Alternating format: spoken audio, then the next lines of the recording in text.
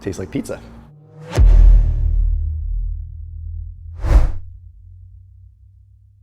Hey, I may drive an American muscle car, but I'm an Italian through and through, and I've got the 23andMe to prove it.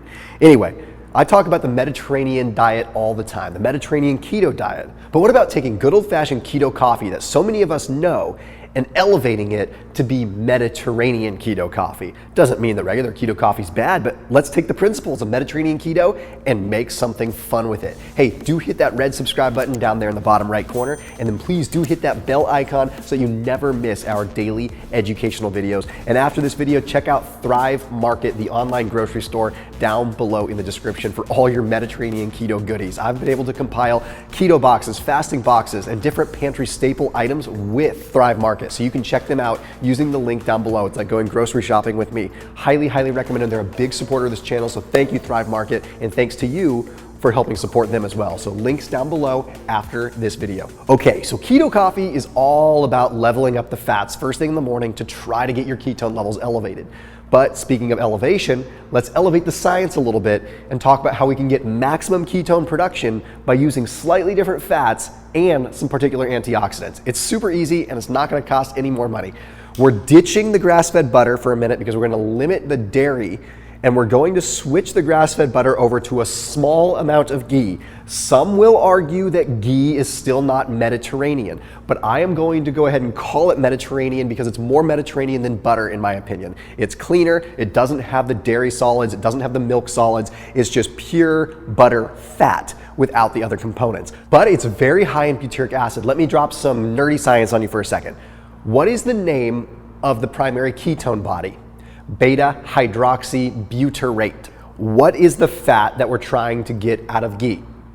Butyric acid. You see the similarity there? The only thing that's different between butyric acid and ketones is literally what is called a hydroxy group. So it's that similar. That means that we run a very good chance that butyrate from ghee can get converted into ketones much faster. There's some science that shows that butyric acid that comes from vegetable digestion actually does help support ketone production. That study is done in rats, but it's still applicable, it just hasn't been conducted in humans. So we're going to only use a tiny bit of ghee though. In this case with my coffee, I'm only gonna use probably about a half a tablespoon of ghee, whereas normally I'd use a full tablespoon. So we'll go ahead and we'll put that in there. Okay, then we normally have MCT oil coming in at a fairly high amount. We usually use about a tablespoon of MCT oil in a normal keto coffee, but in my Mediterranean version, we're either gonna hold off on it altogether or we're gonna use a tiny, tiny bit, like a quarter teaspoon, and I'll explain why. Okay, what I'm trying to go after here is a wide diversity of different fats that are gonna break down at different lengths of time. MCT oil breaks down really quick, okay? It goes directly into the portal vein to the liver, converted into ketones. Wham, bam, thank you, ma'am, done. If we have too much of that, we get such a big spike in ketones that we don't get to utilize them all. We end up excreting and wasting a lot of them. They end up getting circulated, end up doing something different within the body. I would rather have a small amount of that because it's not truly Mediterranean if you ask me, and allow that to just kickstart the ketone process. Let the butyrate have a longer term effect. And then we'll talk about adding some fats that people don't usually think about adding to coffee. Next one, some extra virgin olive oil. Make sure it is not refined. Make sure it is good quality extra virgin olive oil. Okay, with this, I'm going to use a whopping tablespoon. Now you might be wondering, this is hot coffee. Olive oil isn't supposed to be used in any kind of hot setting. First of all, it has a smoke point that is relatively low. Okay, you could immerse it in some coffee that is 120 degrees and not have an issue. If you're drinking 400-degree coffee, you've got a bigger problem than oxidized olive oil. Okay, you're gonna be in the ER with a burnt tongue. Okay, so we're using olive oil.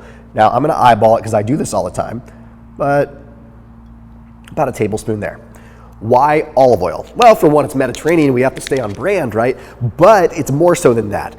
It is high in, you guessed it, oleic acid. Did you really guess it? I don't know. Oleic acid is really cool because it converts into something called OEA. All this gobbledygook simply means is I'm trying to sound smart and that I don't actually know what I'm talking about. Well, that's what the haters would say, but the reality is that oleic acid is cool, and it does help your body speed up fat burning processes within the body via what's called uncoupling proteins. Long story short, it helps your body elevate that core body temperature. But that's not the only reason why I want to do this. Olive oil is super rich in what is called hydroxytyrosol, one of the most powerful antioxidants that is out there. And when you're looking at a ketogenic diet, if you're taking in a bunch of fats, you run the risk of having a lot of oxidative stress inside your body. Okay, so hydroxytyrosol can help counteract some of the oxidative stress that's in your body, allowing you to burn it more efficiently. Plus, it's Mediterranean, and we like that, right? That's why we're here. Okay, so let's break it down a little bit more. What else are we adding? Then I go with half a tablespoon of avocado oil. That was probably a little bit much, but still half a tablespoon of avocado oil. Very similar fatty acid profile. It's just a little bit more stable. So antioxidant profile, and then double oleic acid. You could do with one or the other, but I like to have a blend, again, to make it nice and Mediterranean, right? Now here's what's cool from a ketone production standpoint. Your body produces ketones very well from monounsaturated fats. You have carbon chains in fats, and the less carbon chains that you have, the faster your body can break down a fat. Medium chain triglyceride means that there's a medium chain of carbons, medium carbon chain. These monounsaturated fats are still relatively short carbon chain. The reason I don't want a bunch of saturated fat in my Mediterranean keto coffee is because those are longer chains that take a longer time to break down, which means less effect on ketones over time. There's a study that was published in the Clinical Journal of Endocrinology and Metabolism that looked at polyunsaturated fats, not mono, but poly, versus saturated fats, and found that the polyunsaturated fats yielded way more ketones way faster.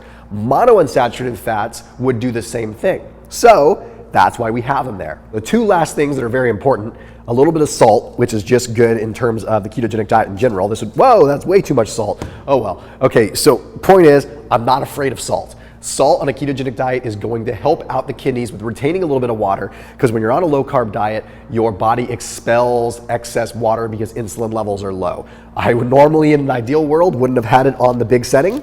I would have had it on the little setting, and I probably would have put a little splash of salt in there, not a whole half a teaspoon, but either way. And of course, the last thing I want to add in there, and this is what I would do in any kind of antioxidant rich kind of thing, whether it's a smoothie or whatever, is I'm going to add probably about a half a tablespoon of cacao. Why? Antioxidant power. I am all about the Mediterranean diet because of the antioxidant power. That is what I love about it the most. You're loading your body with fats. Support your body with what it needs to take care of those fats. You do not want to have elevated levels of cholesterol in conjunction with high oxidation. That equals what is called oxidized LDL. That, my friends, is the true bad LDL. The LDL that floats around the bloodstream for a long period of time and gets oxidized by oxidative stress and free radicals, right? So let's combat them with a little bit of raw cacao. And that's that. Add a little bit of monk fruit, add a little bit of stevia. But this is a Mediterranean keto coffee, not because it's just cool and on brand and I wanted an excuse to make a video, but because it's something I thought of and something that I started using when I wanted to switch up my fatty acid profile. So dive in, enjoy it, and I'll see you tomorrow.